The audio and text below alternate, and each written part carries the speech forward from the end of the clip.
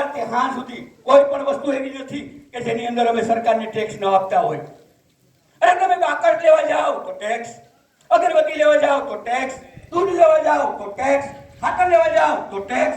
એક વસ્તુ એવી નથી કે જેની અંદર અમે ટેક્સ ન ભરતા હોય. એટલું જ નહીં, અમે પેટ્રોલ કે ડીઝલ ભરાવવા જઈએ એની અંદર 50% ટેક્સ લઈ જાય છે. 100 રૂપિયા હોય તો 50 રૂપિયા તો અમે ટેક્સ ના ચૂકવીએ છીએ. આ બધું ચૂકવવા છતાં પણ રસ્તાઓની હાલત જુઓ, શિક્ષણની હાલત જુઓ, દવાખાનાની હાલત જુઓ. આ ટેક્સ અમે આટલા માટે ચૂકવીએ છીએ કે તમારા જે માટે સાંડ જેવા છે ખાઈ ખાઈને 18 વીઘાઓ ખરીદી અને મોજ મસ્તી જ કરે. કહેવાનું તાત્પર્ય એટલું છે કે આપણે જે ટેક્સ ભરીએ છીએ એનું વળતર છે આપણને પાછું મળતું નથી. વળતર એટલે શું? સારા રોડ રસ્તાઓ મળે. અમારા બેન કે દીકરાઓ જે ભણી ગણી અને ગ્રેજ્યુએશન કરીને કઈ ડિગ્રી મળે તો એને પણ આજે નોકરીના ફાફા છે. વિચાર તો કરો આપણી શિક્ષણની હાલત કેવી થઈ છે. આજે ગુજરાતની અંદર 37,000 શિક્ષકોની જગ્યા ખાલી છે પણ આ ભરવા માટે તૈયાર નથી. કેમ? કાયમી નથી કરતા. અમારા ગાંધીનગરની અંદર અમારા બેન દીકરાઓ ત્યાં જાય છે આંદોલન કરવા માટે પણ એને પણ પોલીસ ઢળીને નાખે છે. પોલીસની અંદર પણ આજે ભરતી નથી. જ્યાં જુઓ ત્યાં હોમગાર્ડને ભરતી કરવી. અમારા પોલીસના જવાનો છે એવો વિનંતી કે ભાઈ વરસાદ આવે છે તો અંદર આવી જાઓ.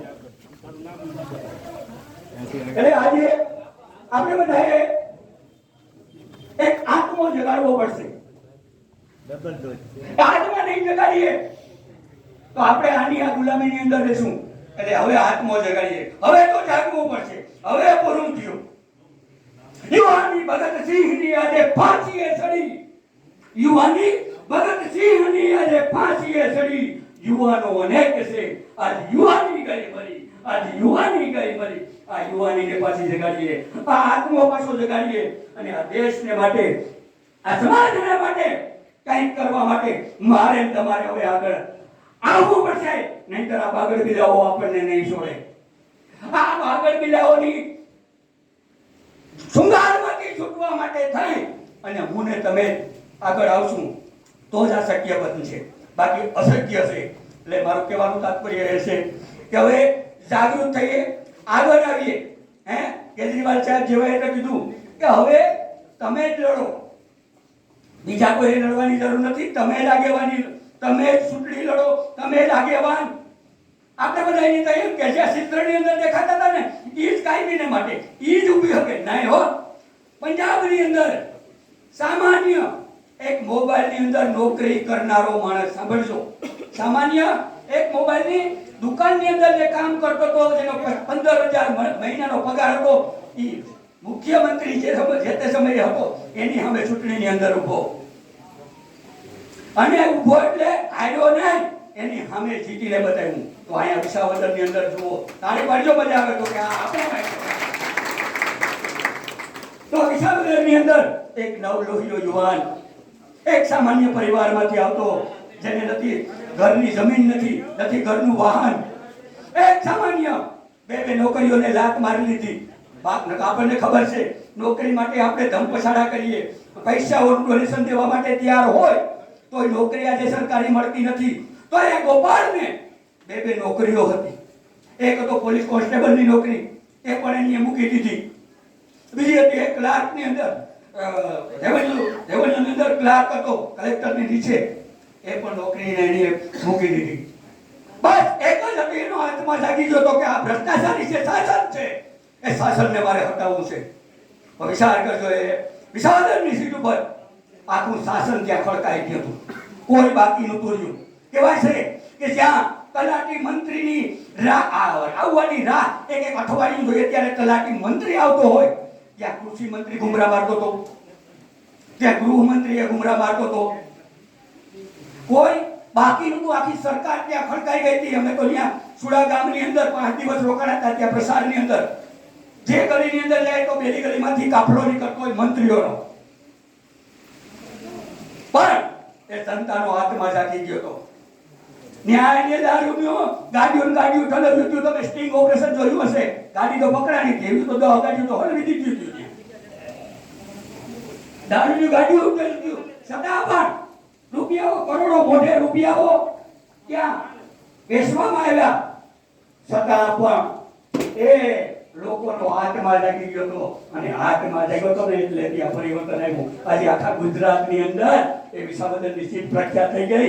કોઈ ભાજપનો નેતા કામ ન કરતો હોય તો એની સામે માત્ર ને માત્ર એટલું કહો કે કામ કરો, નહીંતર વિસા વધારવાની થાય. ત્યાં તો હવે જાણે ઓલા માથા બળદનીનો હેપટું માર્યો હોય ને જે ઘા લાગે એવો ઘા એને લાગે છે, દોડતો થઈ જાય સીધો.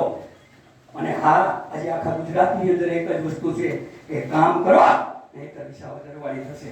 એટલે મારું કહેવાનું તાત્પર્ય છે કે જો વિસાવદરના લોકોનો આત્મા જાગતો હોય તો મારો તમારો આત્મા નહીં જાગે ભાઈ. આ કેનામાં જવાબ દેજો મને.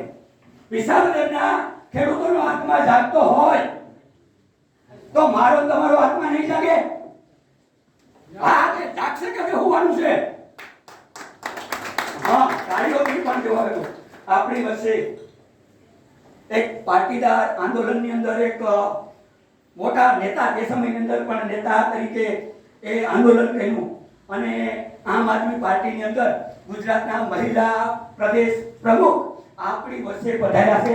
જોરદાર તાળીઓથી આપણે તેને આવકારીએ. મારા બરડાની ભોમકાની અંદર ચિત્રખેડા ગામની અંદર બેન, તમારું અમે જોરદાર તાળીઓના ગગડાટથી સ્વાગત કરીએ. કહેવાનું તાત્પર્ય છે કે હું ને તમે આત્મા જગાડી આપણે આ ભ્રષ્ટાચારી શાસનમાંથી મુક્ત થઈએ અને આપણે જે પરિવર્તન લાવવા માંગીએ છીએ, આપણા બાળકો માટે થઈને આ પરિવર્તન લાવવું પડશે, આપણી પાછળની પેઢી માટે થઈને પરિવર્તન લાવવું પડશે. આ પરિવર્તન લાવવા માટે હું ને તમે મહેનત કરીએ, સંગઠિત થઈએ, બરોબર. એટલે જે કામ આપણે ધારીએ છીએ એ કામ થઈને જ રહેશે. વિશેષ વાત ઘણી બધી હોય. હવે હું મારી વાણીને અહીંયા વિરામ આપીશ, પણ એક જોરદાર ફરી વખત આપણે ભારત માનો જય જયકાર કરી અને વાણીને વિરામ આપીશું. બોલો ભારત માતા કી, ભારત માતા કી.